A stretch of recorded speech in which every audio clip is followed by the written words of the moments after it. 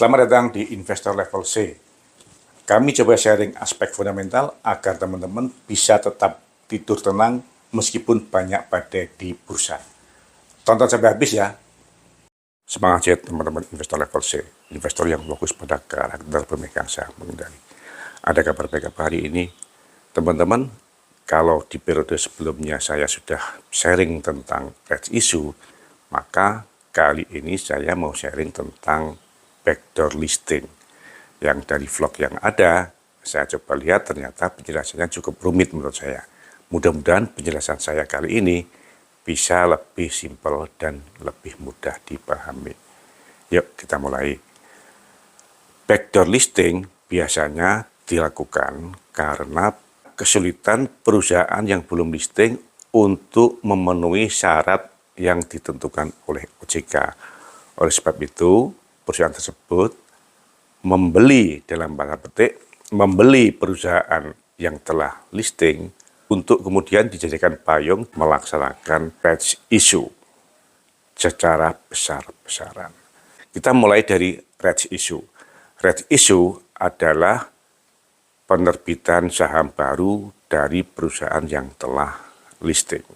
Rights issue ada dua jenis, yaitu yang pertama rights issue dengan hak memesan efek terlebih dahulu kepada pemegang saham lama, sehingga pemegang saham lama diberikan hak untuk menebus saham baru secara proporsional agar prosentase kepemilikannya nanti tidak terdilusi. Misalnya rights issue yang telah dilakukan oleh BRIS, BPTN, SMGR, BBRI, dan lain-lain. Yang kedua, rights issue dengan tanpa HMETD. Nah, dengan tanpa HMETD, maka pemegang saham lama akan terdilusi secara persentase, meskipun lembar saham yang dimilikinya tetap sama. Hal ini dilakukan biasanya untuk perbaikan perusahaan. Misalnya, melakukan konversi dari hutang menjadi saham atau biasanya disebut dengan obligasi wajib konversi, atau yang kedua, mendapatkan mitra strategis sehingga saham yang baru diterbitkan tersebut ditujukan untuk dijual kepada mitra strategis tersebut. Misalnya Bumi yang pada bulan Oktober lalu menerbitkan saham baru khusus untuk dijual kepada grupnya Salim. Nah, karena tujuan dari backdoor listing ini untuk memperoleh dana dari masyarakat, maka backdoor listing ini termasuk dalam rights issue dengan HMETD. Hanya dengan ciri-ciri yang pertama, rasio rights issue biasanya di atas 200%. Yang kedua, pemegang saham pengendali yang perusahaannya akan dijadikan payung akan mengalihkan hak rights-nya kepada perusahaan yang baru. Yang ketiga, penerima pengalihan hak rights dari pemegang saham pengendali akan melakukan penebusan saham dengan cara in-bank, yaitu penyerahan aset yang telah divaluasi. Yang keempat, perusahaan yang di-in-bankkan tadi pasti bukan merupakan perusahaan yang telah ke publik, karena kalau dia perusahaan yang telah ke publik, dia pasti akan menerbitkan saham baru sendiri. Dan yang kelima, pemegang saham retail yang dananya diharapkan untuk didapatkan dari rights issue ini harus melakukan penebusan dengan cara tunai.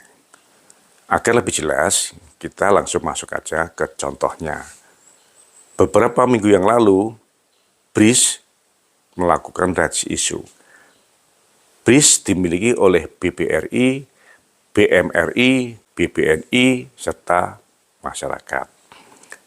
BRIS melakukan rights issue dengan rasio saham baru dibanding dengan saham lama sebesar 32.525.443 lembar dibanding dengan 100 juta lembar atau 33%. Dengan demikian, apabila semua pemegang saham akan melaksanakan hak rights-nya, harus melaksanakan penebusan secara tunai.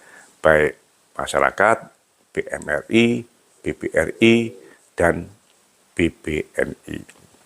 Nah, contoh yang kedua adalah rights issue yang dilakukan oleh BBRI pada September tahun lalu, di mana pemerintah akan mengintegrasikan pemodalan nasional madani dan pegadaian ke dalam BBRI. Saat itu, BBRI melaksanakan rights issue dengan perbandingan saham baru terhadap saham lama sebanyak 230.128.553 lembar dibanding dengan 1 miliar lembar atau 23%.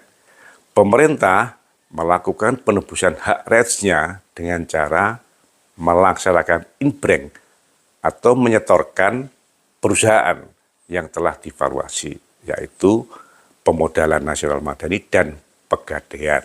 Sedangkan masyarakat yang mempunyai hak rights dan akan melakukan penebusan harus dilaksanakan dengan tunai. Nah, inbrank inilah yang merupakan salah satu ciri dari backdoor listing. Inbrank atas perusahaan yang belum go public. Sekarang kita ambil contoh yang backdoor listing. Pada tahun 2017, Tony Fernandes, pemilik perusahaan AirAsia, akan masuk ke Indonesia dan melaksanakan listing. Namun mengalami hambatan dari sisi persyaratan yang telah ditentukan oleh OJK. Oleh sebab itu, dia melaksanakan backdoor listing dengan cara membeli perusahaan yang telah listing, PT Rimo Multi Putra Pratama atau CMPP. Saat itu CMPP yang bergerak di bidang batubara dan pengangkutan, sahamnya hanya dimiliki oleh masyarakat sebanyak 24% dan PT Rimo Multi Investasi.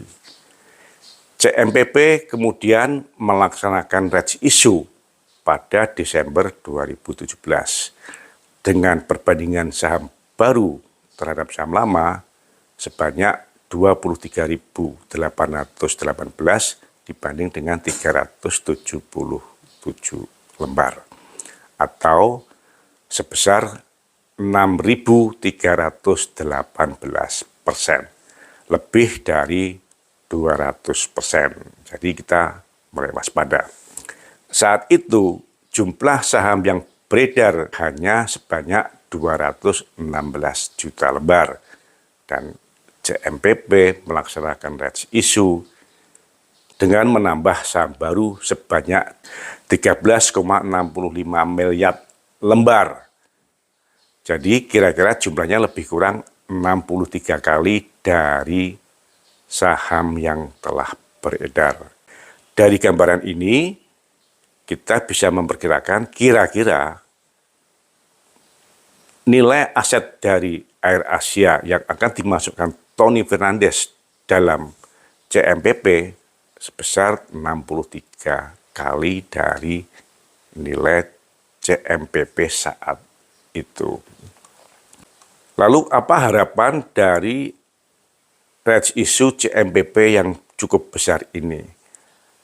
Harapannya adalah memperoleh dana segar dari pemegang saham retail. Dari 261 juta lembar saham yang beredar, ada sebesar 24% yang dimiliki oleh retail, sehingga secara proporsional hak retail dalam rights issue saat itu adalah sebanyak 3,24 miliar lembar. Dengan harga rights issue sebesar Rp250 per lembar, maka harapannya AirAsia atau CMPP akan bisa mengkolek dana dari masyarakat sebanyak 811 miliar rupiah. Apakah aksi ini berhasil? Yuk kita lihat apa upaya yang telah dilakukan oleh AirAsia. Pada tanggal 9 Agustus 2017, Tony Fernandes mengumumkan akan merekrut Raline Shah, seorang model dan bintang film, sebagai komisaris AirAsia Indonesia. Harga saham CMPP saat itu sebesar Rp131. Dan berita perekrutan Raline Shah oleh Tommy Fernandes yang akan diposisikan sebagai komisaris AirAsia Indonesia ini dihembuskan cukup kencang. Efeknya, harga saham CMPP mengalami peningkatan cukup tajam.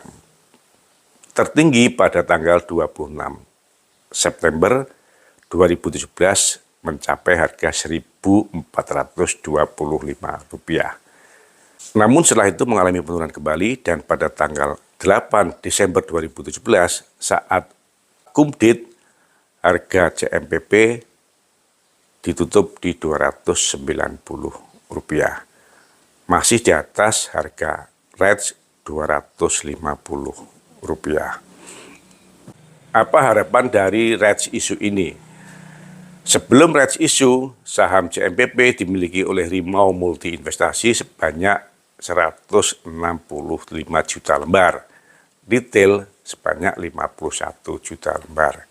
Dengan demikian, hak REITs-nya, retail mempunyai hak sebanyak 3,24 miliar lembar, dan Rimau Multi Investasi mempunyai hak 10,4 miliar lembar.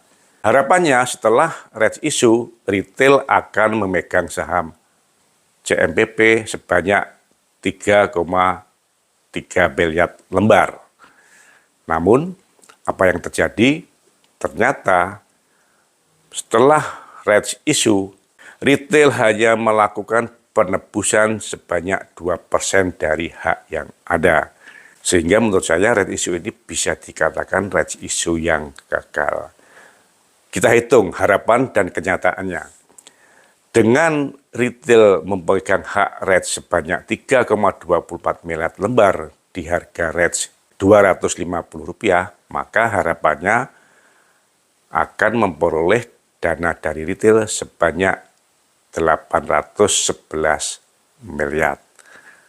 Namun, karena retail hanya menebus 2% dari haknya, atau hanya 65 juta lembar, maka dana yang dapat dihimpun dari retail hanya sebesar 16 miliar. Bagaimana kepemilikan selanjutnya? Dari realisasi hasil REITs isu di akhir Desember 2017, posisi saham retail hanya sebesar 281 juta lembar atau 2,63%.